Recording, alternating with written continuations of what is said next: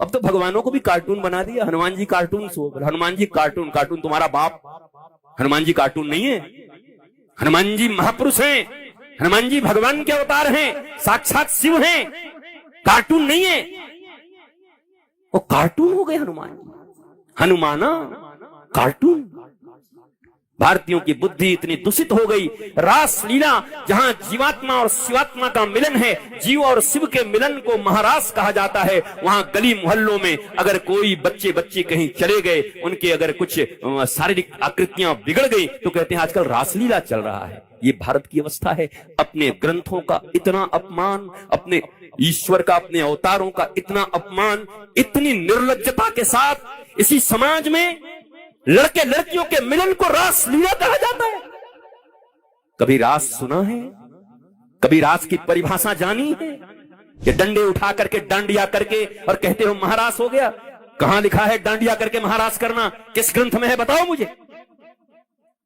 जागरण कर रहे हैं। कौन सी जागरण कर रहे हो भैया? बुद्ध एक बार जगे तो पूरे ही जग गए, महावीर जगे तो जग गए, ध्रुव जगा तो जगा, और तुम जागरण करके फिर जाकर के 3 दिन सो करके जागरण करके आ रहे। माता जी की जागरण, कौन सी जागरण करके आए? जिंदगी तुम्हारी झंड हो गई, उसके बाद भी तुम जागरण में। जागरण का अर्थ होता है चेतना का जागृत होना। जागरण का अर्थ होता है अज्ञानता का विनाश होना। बी नॉलेजफुल, नॉलेजफुल बनो। धर्म का अर्थ है ज्ञान तुम्हारे भीतर आए। अज्ञानता तुम्हें बार बार रुलाएगी। कितनी भी पूजाएं कर लो, पाठ कर लो, यज्ञ कर लो, हवन कर लो, पर जीवन में रावण की तरह ज्ञानी रहोगे तो 1 लाख पूत 1.25 लाख नाती, ता रावण घर दिया न बाती। रावण से ज्यादा कोई वेदज्ञ नहीं था, कोई श्रुतज्ञ नहीं था, कोई भी रावण से ज्यादा हवन करने वाला नहीं था। उसके बाद भी घर में एक बालक बालिका नहीं बचे, खुद भी नहीं बचा, नाश हो गया। क्यों? पूजा करने का तो परिणाम अच्छा होना चाहिए ना। पर रावण को पूजा ले डूबी, रावण की उपासना ले डूबी उसे। यह जरूरी है, पर इसमें एक ही निष्ठा की जरूरत है। प्रेम करो ईश्वर से, डरो मत। मैंने कई बार देखा नवरात्रा में लोग पूजा रखते हैं, कहते हैं पूजा में गड़बड़ी हुआ ना तो दुकान में आग लग जाएगी। दुर्गा जी का सब काम खत्म हो गया है, अब वो आग लेकर के इनके दुकान में आग लगाने आएंगी। उनका और कुछ काम नहीं है। कमाल करते हो यार, अज्ञानियों की तरह बात करते हो। अरे किसी संत से पूछो, किसी ऐसे वेदज्ञ श्रुतज्ञ जिन्होंने पढ़ा हो अपने गुरु परंपरा से, उनके पास जाओ। 4 महीने तक ये हारमोनियम तबले लेकर के और 1.5 महीने में हमारे यहां भी भागवत कहने की ट्रेनिंग होती है। आ जाओ वृंदावन में, तुम्हें भी भागवती बना दूंगा और 2 हारमोनियम और 1 तबला दे दूंगा। उसके बाद देश भर में कमाओ खाओ, हो गया तुम्हारी जिंदगी। न तुम्हारी जिंदगी बनेगी। अंधा गुरु बहरा चेला, मांगे गुड़ तो देवे ढेला। दोनों को नरक में भी ठेलम ठेला, नरक में भी जाओगे तो ठेलम ठेला होगा। गुरु का अर्थ होता है ज्ञान। गुरु का अर्थ होता है जो तुम्हें अंधकार से प्रकाश की ओर ले जाए। गुरु का अर्थ होता है तुम्हारे भीतर में जिन प्रश्नों का उत्तर आज तक तुम्हें नहीं मिला, उन प्रश्नों को सहजता के साथ, मित्रता के साथ, हंसाते हुए, आनंदित करते हुए रसगुल्ले खिला के ज्ञान दे दे तुम्हें, फल खिला के ज्ञान दे दे तुम्हें। उनको सदगुरु कहते हैं। गुरु और सदगुरु में बड़ा अंतर है। गुरु का अर्थ इतना ही है जो तुम्हें मार्ग बता दे। मान लो अगर कोई बेरमो में आकर के पूछे भैया, अब कोई कह दे बाएं तरफ, तो गुरु तो वो भी हो गया। ठेका का रास्ता बता दिया और वो ठेका में गया पी के मुझको यारो, ये कैसा गुरु था? परिवार बर्बाद करा दिया। जिसने राह बता दिया वो गुरु है, पर जिसने राम और कृष्ण का राह बता दिया वो सदगुरु है। इसलिए गुरु हजारों हो सकते हैं, पर सदगुरु कभी कभी पृथ्वी पर आता है, जो केवल राम और कृष्ण से तुम्हें जोड़ता है, जो तुम्हें सत्य से जोड़ता है। राम और कृष्ण से जोड़ने का मतलब है आराम।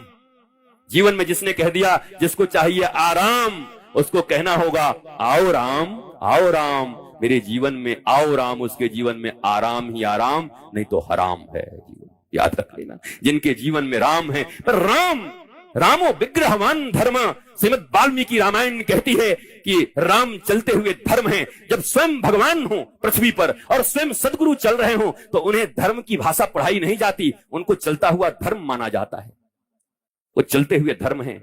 राम को धर्म सिखाने का प्रयत्न जो करे वो राक्षस है, क्योंकि राम तो चलते हुए मूर्त धर्म है। इसलिए जब अर्जुन को समझ में नहीं आया, अर्जुन कंफ्यूजन में था, मैं क्या करूं, मैं लड़ूं कि नहीं लड़ूं, मेरे दादाजी हैं, मेरे गुरुजी हैं, मेरे फलाने जी हैं, मेरे अपने लोग हैं, मुझे नहीं लड़ना, मुझे नहीं जाना, मुझे धन के लिए लड़ाई नहीं करना। कृष्ण जी ने कहा तुम्हें करना पड़ेगा। आज के युग में ऐसा कोई मिले तो बोले बताओ चेला इतना बढ़िया है, बेचारा लड़ना नहीं चाहता, ये गुरु बड़ा बेकार आदमी, ये लड़वा रहा है। कृष्णम वंदे जगत गुरु। अर्जुन लड़ना नहीं चाहता, कृष्ण कह रहे युद्ध करो। जबकि बाबाओं को माना जाता है कि भाई बाबा जी हैं तो आप शांति प्रदान करिए। हमारे कृष्ण ऐसे बाबा है, बोला युद्ध कर। वो अर्जुन समझता ही नहीं था कुछ भी दिखाए, क्योंकि अर्जुन की एक तकलीफ थी, वो ममेरे फुफेरे भाई थे तो ज्यादा समझता नहीं था, ज्यादा क्लोज हो गया था। अति परिचय अवज्ञात। कभी कभी जब अति परिचय हो जाता है ना तो तुम महापुरुष को नहीं पहचान पाते, तुम भगवान को भी नहीं पहचान पाते, तुम गुरु को भी नहीं पहचान पाते। अति परिचय बड़ा तकलीफ भी दे देता है, पहचानता ही नहीं था। अंत में अर्जुन ने कहा एक बात बोलूं? बोला हाँ बोलूं। बोला शिष्यस्ते हम साधिमाम त्वाम प्रपन्नम। न तुम भगवान बनो मेरे लिए, न तुम फुफेरे और मेरे भाई बनो, न मैं तुम्हारा जीजा बनो और तुम साले बनो। एक काम कर दो। क्या? बोला मैं तुम्हारा शिष्य बन जाता हूं, तुम गुरु बन जाओ कृष्ण। क्योंकि अगर मुझे समझना है तो गुरु के द्वारा ही समझना होगा। भगवान के रूप में मैं तुम्हारी बातें नहीं समझ पा रहा हूं। तब श्री कृष्ण ने अर्जुन को अपना शिष्य बनाया। गीता तो ये कहती है, तुमने तो पढ़ा है नहीं कभी। गीता में अर्जुन शिष्य बने और अंत में भगवान ने कह दिया सुन, तेरी समझ में बात नहीं आई कि मैं समझाते जा रहा हूं तो उल्टा करते जा रहा है। अब एक अंतिम बात कह रहा हूं। बोला हाँ प्रभु, 3-4 बात मुझे समझ में नहीं आ रही, एक फाइनल बात बोलो, क्या मानना? गुरुजी एक बात जो कहोगे मान जाऊंगा, वचन दे रहा हूं। तो भगवान ने 18वें अध्याय में कहा सर्वधर्मान परित्यज्य माम एकम शरणम व्रज अहम त्वा सर्व पापेभ्यो मोक्षयिष्यामि मा शुचा। ऐ सुन, अब एक बात केवल सुन, सर्वधर्मान परित्यज्यम, जितने भी धर्म है दुनिया के, जितनी भी ड्यूटीज है, सबका परित्याग कर और मेरी शरण में आ। जिंदगी में कोई भी पाप तुझसे होने वाला होगा तो उस पाप से रक्षा का और तुझे आनंदित रखने का वचन तेरा गुरु श्री कृष्ण कृष्णम वंदे जगत गुरुम दे रहा है। और अर्जुन आकर के समर्पित हो गए, फिर पूछने की जरूरत ही नहीं पड़ी। समर्पण बड़ी चीज है। तुम समर्पण नहीं करते, तुम आधे अधूरे हो। इस दिल के टुकड़े 1000 हुए, कुछ यहां गिरा कुछ वहां गिरा। तुम किसी के हो ही नहीं, किसी के बनो तो अच्छे से। तुम तो थोड़ा थोड़ा मान रहे हो, इतना इतना मान रहे, इतना सा मानो तो पूरा मानो, फॉलो करो तो पूरा फॉलो करो। और याद रखो, फैमिली डॉक्टर की तरह अगर जीवन में गुरु भी मिल जाएं और विश्वास हो गया तो ऐसी कोई समस्या नहीं जिसका समाधान उनके पास न हो। ऐसा कोई आज तक बंधन नहीं बना जिसकी कुंजी सदगुरु के पास न हो, वो खोल न सके। वो तुम्हें चाबी पकड़ा देंगे, अपने बंधन को तुम ही खोल सकते हो, लेकिन तुम्हारा समर्पण पक्का होना चाहिए, विश्वास पक्का होना चाहिए। दशरथ जी के जीवन में कष्ट आया। सुनो, राम जी के पिताजी के जीवन में इतना बड़ा कष्ट आया। एक बार भूपति मन माही भयो गलानी मोरे सुत नाही। ग्लानी हो, इन्फीरियरिटी, ओ मैं बुढ़ा हो गया, मुझे पुत्र नहीं हुआ, मेरी जिंदगी बेकार हो गई। अब ध्यान देना बेरमो के लोगों, जब दशरथ जी के जीवन में दुख उपस्थित हुआ, कष्ट उपस्थित हुआ, तकलीफ आई, तो एक बार भूपति मन माही भयो गलानी मोरे सुत नाही। तो क्या किए? मौसा घर गयो महिपाला, फूफा घर गयो महिपाला, दोस्त के घर में गयो महिपाला, मंत्री जी के घर में गयो महिपाला, मुख्यमंत्री के घर में गयो महिपाला। कहां गए? एक बार भूपति मन माही भय गलानी मोरे सुत नाही। तो दुनिया में कोई याद नहीं आया। और दशरथ जी क्या किए? गुरु गृह गया तुरंत महिपाला, गुरु गृह गया तुरंत महिपाला। चरण लागे करे विनय विशाला, विनय विशाला, विनय विशाला, विनय विशाला। एक बार भूपति मन माही भयो गलानी मोरे सुत नाही। यहाँ वहाँ कहीं गए नहीं महिपाला, गुरु गृह गया, गुरु गृह गया, तुरंत महिपाला, तुरंत महिपाला। और हम कहां जाते हैं? क्यों छापड़िया? कुछ गड़बड़ी हो तो साले साहब को पुकारते हैं, साला बताएगा इनको। और गुरु कहां गए? अब राम जी को तो हम बहुत मानते हैं, राम जी हमारे प्राण हैं, और राम जी के पिताजी जो कर रहे हो तुम करने को राजी नहीं हो। उनके जीवन में ग्लानि उपस्थित हुई, कंफ्यूजन आया, तो उसको कंक्लूड करने के लिए अपने गुरु के द्वार पर गए। और गुरु जी ने कहा, धरहु धीर हुई है सुत, तुम एक मांगने आए थे, 4 दे के भेजा। दोस्त के पास जाओगे तो पहले ही इतना रो देगा कि तुमको मन करेगा कि 10 रुपए इसको और दे दे, भले ही तुम उधार में हो। इतने चालू हो गए आजकल से, तुम्हारी जाने से पहले ऐसा रो देंगे, माँ का हार्ट अटैक आ गया, और माँ अंदर में बढ़िया रसगुल्ला खा रही है और समोसा, वो कह रहा हार्ट अटैक आ गया। वो आदमी भी सोचता भाई रहने दे, तू ले ले 20 रुपए हमसे, नहीं चाहिए हमको।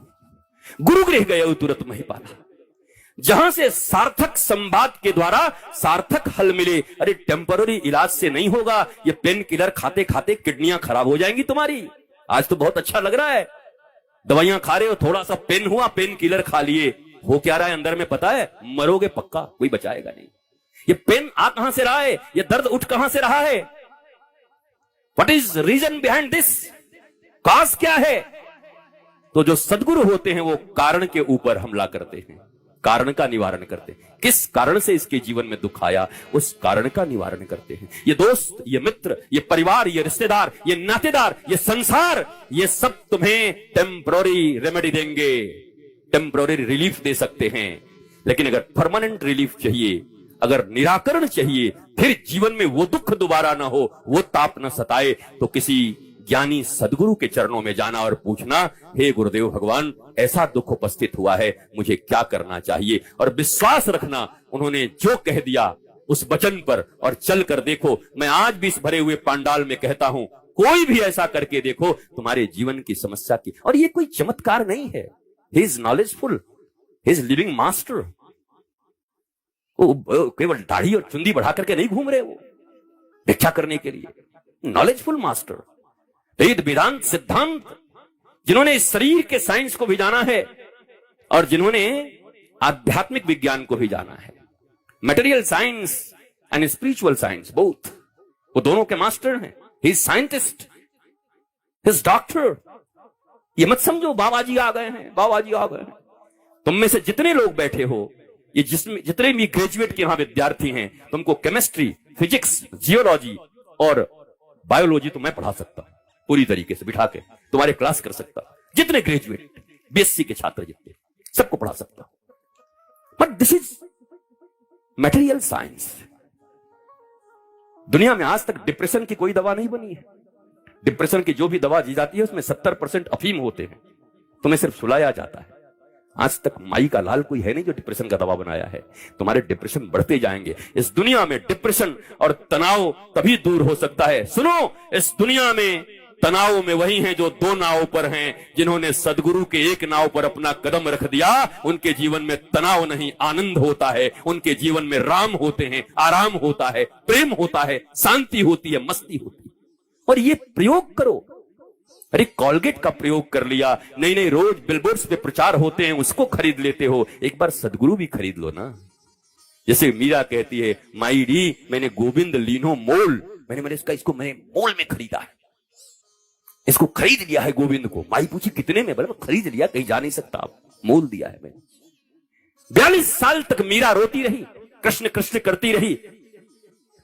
इतना दुख मीरा के जीवन में लिखा है, अगर मैं जान जाती कि प्रीत किए दुख होए, तो नगर ढिढोरा पीटती प्रीत न करी हो कोई। पर 42 साल की उम्र में मीरा की भाषा बदल जाती है। क्यों बदल जाती है मीरा की भाषा अचानक? जो मीरा इतना रोती है दुख में, वो क्यों 42 साल के बाद बदल गई? 42 साल के बाद एक दिन नाचने लगी अचानक, और नाच कर गाने लगी क्या? पायो जी मैंने राम रतन धन पायो। किसने दिया? वस्तु अमोलक दिन मेरे सदगुरु, बस तू अमोलक, बस तू अमोलक दीन मेरे